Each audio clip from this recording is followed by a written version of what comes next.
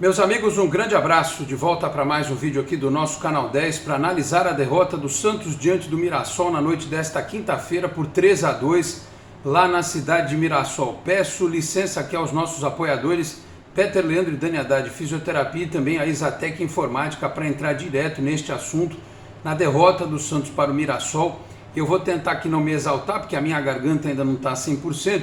E a minha vontade realmente era de falar algumas coisas e falar por muito tempo e elevar bastante o tom da minha voz. Mas como eu preciso dela para trabalhar nos próximos dias, eu vou tentar me conter.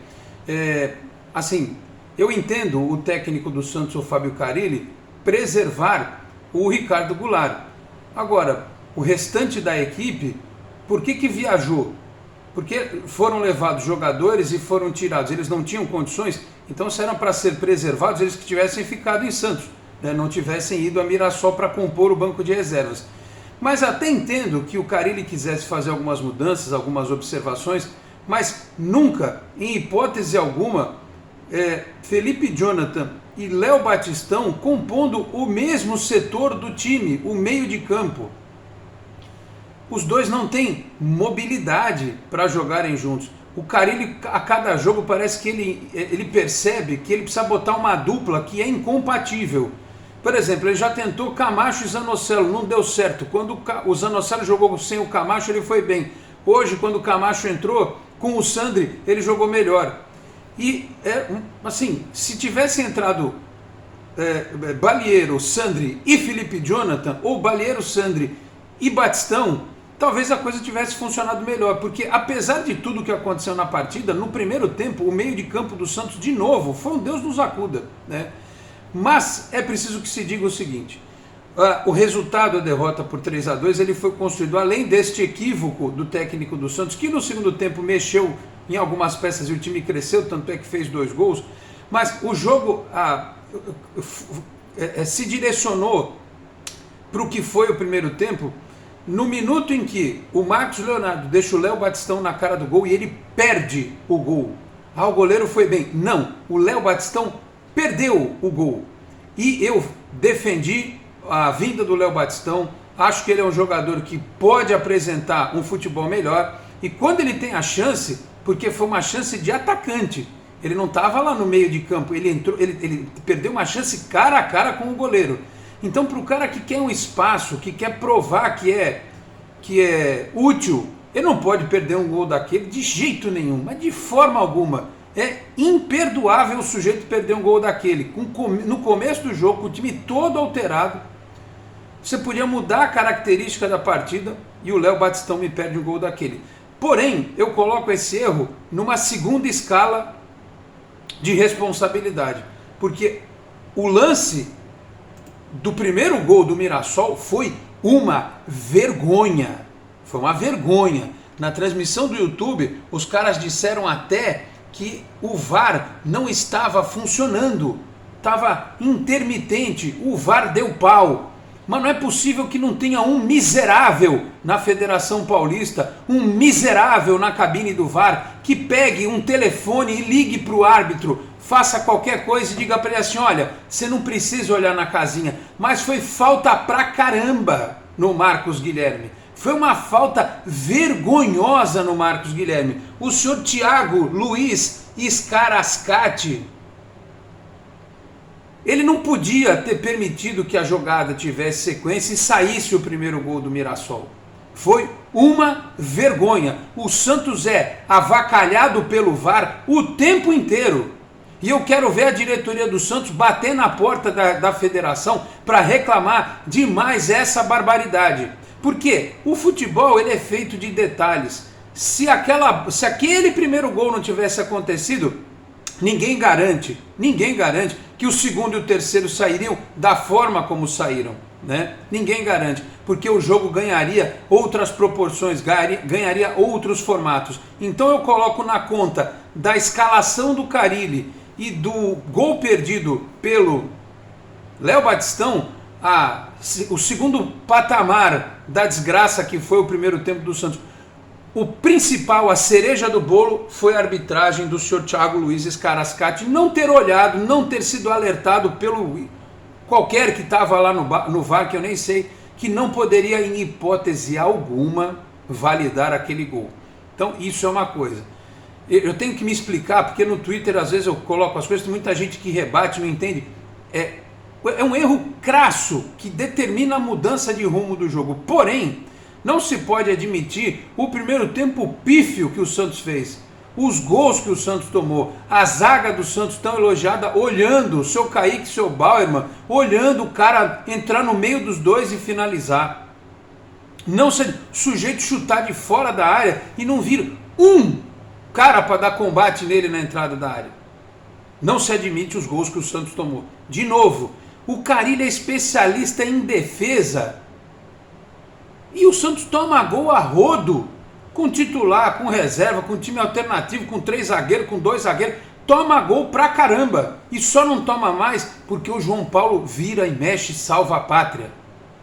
Então, professor Carille, eu não assisti a sua coletiva, depois posso até no Esporte em Destaque nesta sexta-feira rodar alguma coisa dela para entender quais são as suas explicações para o primeiro tempo pífio e patético que o Santos fez. Eu acho que passa muito por uma escalação que colocou 2 caras no meio de campo, lentos, sem pegada. O Felipe Jonathan, eu até defendi que ele fosse para o meio de campo, mas é para ele jogar só dando tapa, solto lá na frente. Ou o Batistão, ou um ou outro. Os dois não. Então foi ridículo o primeiro tempo. O Santos mereceu, e olha, 3-0 foi pouco. Porque se o Mirassol é um time melhorzinho, que os caras falam, não, o Mirassol é um time do interior aí que é bom. Esse é o Mirassol. Esse é o Mirassol, que vai ganhar o Campeonato Paulista, esse time do Mirassol aí. Olha, se fosse um time melhorzinho, tinha enfiado 5-6 no primeiro tempo. Se aproveitado da fragilidade da marcação e da zaga toda exposta que o Santos colocou no primeiro tempo. Aí veio a segunda etapa. Aí o Carille me mexe em 3 jogadores de uma vez só, né? Ele me volta com o Lucas Braga no lugar do Balieiro, o Camacho no lugar do Felipe Jonathan e o Sandri no lugar do Léo Batistão. Mudou da água para o vinho o time. O primeiro tempo foi 3-0 para o Mirassol, o segundo tempo foi 2-0 para o Santos. O Sandri, esquece, tá sem ritmo, não sei o quê. Se ele domingo não começar como titular, o jogo contra o São Paulo, é para o Carille nem subir. Sai a escalação. Diretoria demite no vestiário. O Sandri não é titular? Demite no vestiário. Pode demitir no vestiário. O Sandri não é titular. Pode demitir no vestiário. Então o Sandri tem que jogar. E a presença do Lucas Braga pela esquerda foi o que deu ao Santos a capacidade de apertar a equipe do Mirassol. E o Camacho, que a gente critica tanto, vamos ser justos, deu o passe para o gol do Madison. Diminuiu e depois naquele outro lance, Marcos Guilherme na área, finaliza, a bola sobra, Marcos Leonardo finaliza, a bola sobra, e o Marcos Guilherme faz 3-2. O Mirassol voltou a ter chances, o Santos não conseguiu manter o ritmo do começo do segundo tempo, mas ainda assim, ainda assim teve oportunidades. Teve uma bola que o Marcos Leonardo bateu de canhota e uma cabeçada do Marcos Leonardo também numa outra jogada vinda da esquerda. Ou seja, dava para o Santos ter empatado e até virado o jogo. Não conseguiu porque teve que tirar 3-0 do primeiro tempo. Então assim, ficou menos ruim porque no saldo de gol a gente não ficou para trás, né? Porque imagina, tu toma de 3 num campeonato que é tão equilibrado, que tem o grupo como é o grupo do Santos.